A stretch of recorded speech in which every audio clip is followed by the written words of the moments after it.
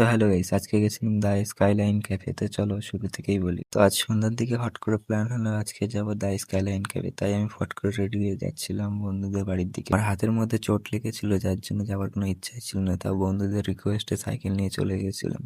তারপর সব বন্ধুরা একসঙ্গে যাচ্ছিলাম দ্য স্কাইলাইন ক্যাফের উদ্দেশ্যে। তো আমরা এখন সবাই পৌঁছে গেছিলাম বিরাই স্টেশনে। এখানে গিয়ে সবাই বসে পড়ে একটু। তো আমরা এখন যাচ্ছি স্টেশনের পাশের একটা গলি দিয়ে। তারপর সিঁড়ি ধরে আমরা যাচ্ছিলাম উপরের দিকে। ফাইনালি গাইস আমরা চলে এসেছি দ্য স্কাইলাইন ক্যাফে। बिस्तर पे की बातें कर रहा हूँ, घर होकर भी बेघर। তারপর আমরা একটু বসতে না বসতে চা অর্ডার করে দিই। তো এখানকার চাটা আমার খুবই ভালো লাগে। যারা যারা এখানে গিয়েছো চাটা কেমন সবাই কমেন্টে বলবে।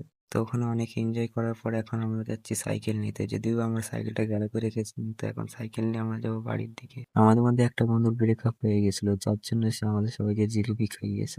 আজকের জন্য মিনি ব্লগটা এই পর্যন্ত। নেক্সট ভিডিও দেখার জন্য প্লিজ সবাই এখন সাবস্ক্রাইব অ্যান্ড ফলো করে পাশে থাকো।